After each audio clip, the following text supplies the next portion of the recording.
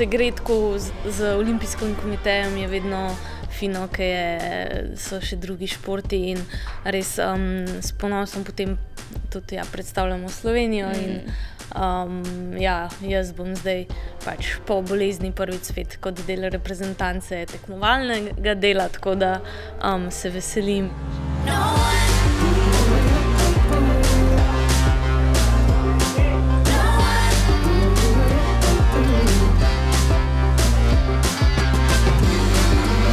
Sredozemske igre so kar pomembne za nas, glede na to, da je po številu bark podobno kot olimpijske igre.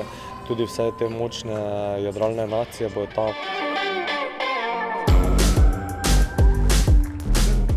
Zelo se veselim takih iger, kjer se združimo z drugimi športi. Meni je to vedno doprineslo neko dodatno energijo, dodatno motivacijo, tako da se v bistvu veselim te poti.